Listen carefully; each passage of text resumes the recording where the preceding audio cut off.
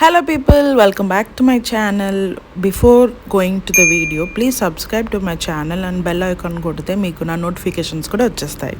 Coming to the video, మీరు నా thumbnail చూసినట్టయితే మీకు అర్థమైపోయి ఉంటుంది.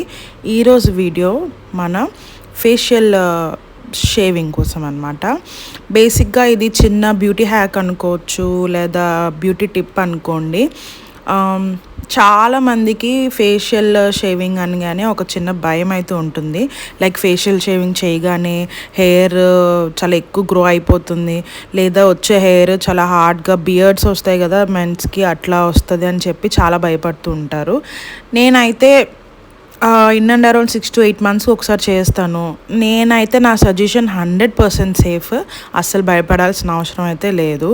బికాస్ మీరు నా ఫేస్ చూడొచ్చు, ఎక్కడ కూడా హార్డ్ హెయిర్ రావడం కానీ అండ్ హెయిర్ గ్రోత్ కూడా మీకు ఎక్కడ అసలు కనిపించదు అంటిల్ అండ్ అన్లెస్ నేను రేజర్ చేసే వరకు. మీకు వన్ సైడ్ ఒకసారి చేసి మీకు చూపిస్తా, డిఫరెన్స్ మీకే తెలుస్తుంది అన్నమాట. సో చాలామందికి ఆ మిత్ అయితే ఉందన్నమాట, అందుకనే భయపడుతూ ఉంటారు. నేను ఈ వీడియో మెయిన్ చేయడానికి నాకు ఎంక్వైరీస్కి వచ్చినప్పుడు చాలామంది బ్రైడ్స్ వాళ్ళకి ఫేషియల్ హెయిర్ ఉందని చెప్తూ ఉంటారనమాట. ఓకే, ఇలా రిమూవ్ చేద్దాం రేజర్స్ యూజ్ చేసి అని చెప్తే వాళ్ళు ఒప్పుకోరు. వాళ్ళకి ఒక భయం అనమాట. లైక్ ఇప్పుడు ఓన్లీ పెళ్లి కోసం అని తీసుకుంటే నెక్స్ట్ నేను మళ్ళీ ఇబ్బంది పడాల్సి వస్తుంది అని చెప్పి బాధపడుతూ ఉంటారు. వాళ్ళకి చెప్పడానికి ట్రై చేస్తాము, కొంతమంది అర్థం చేసుకుంటారు, బట్ కొంతమంది అయితే అస్సలు అర్థం చేసుకోరు. మేకప్ ఫ్లాలెస్గా కావాలి అని మాత్రం అడుగుతారు.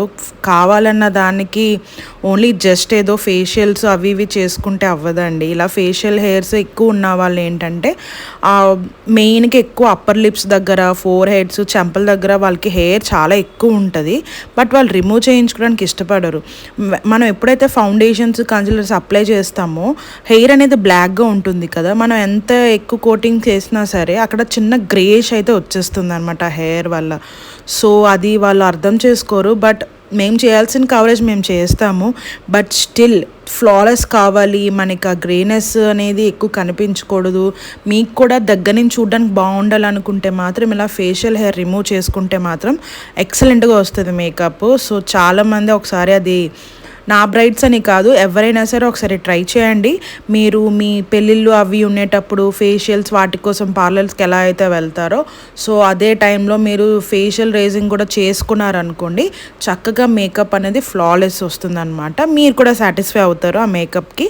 సో నాకు తెలిసి చాలామంది మేకప్ ఆర్టిస్టులు ఇలాగా హెయిర్ రేజర్స్ వాళ్ళు తీసుకెళ్తూ ఉంటారు. బికాజ్ చాలామంది బ్రైడ్స్ ఫస్ట్ టైం మేకప్ చేయించుకున్న వాళ్ళు ఉంటారు, లేదా హార్మోన్ ఇంబ్యాలెన్సెస్ ఉండి అలా హెయిర్ వచ్చిన వాళ్ళు ఉంటారు, అప్పర్ లిప్స్ అవి ఎక్కువ ఉన్న వాళ్ళు కూడా ఉంటారు. సో అలాంటి వాళ్ళ కోసం తీసుకెళ్ళడం అనేది it's a safe side. So makeup ఆర్టిస్టులకి అయితే చాలా బాగా తెలుస్తుంది. అండ్ ఈవెన్ నేనైతే మాత్రం నా ఐబ్రోస్ కూడా థ్రెడ్డింగ్ చేయించడం మానేశాను. ఎందుకంటే మనం ఎక్కువ థ్రెడ్డింగ్ చేసే కొద్దీ అక్కడ మజిల్ లూజ్ అయిపోతూ ఉంటుందండి. సో వ్రింకిల్స్ అవి రావడం కూడా ఎక్కువ ఛాన్సెస్ ఉంటాయి ఫోర్ హెడ్కి. సో అందుకనే నేను జస్ట్ ఎక్స్ట్రాస్ ఉన్నవన్నీ అలా చిన్న చిన్న ఈ రేజర్ యూజ్ చేసి తీసేస్తూ ఉంటాను. థ్రెడ్డింగ్ చేయడం కూడా నేను మానేసా. సో ఎవరికైనా ఇంకా డౌట్స్ ఉన్నాయి వీటి మీద అన్న వాళ్ళకి ఈ వీడియో చూపించండి, వాళ్ళకి క్లారిటీ వస్తుంది.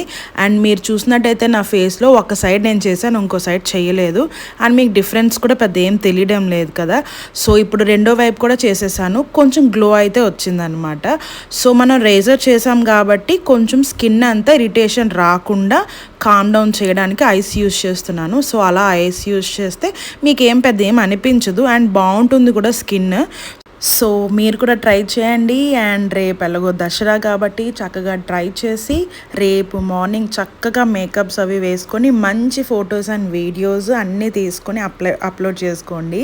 సో ఎలాగో రేపు దసరా కాబట్టి అందరికీ కూడా, మీకు మీ కుటుంబానికి అందరికీ కూడా హ్యాపీ దసరా ఫ్రమ్ షాబ్లష్.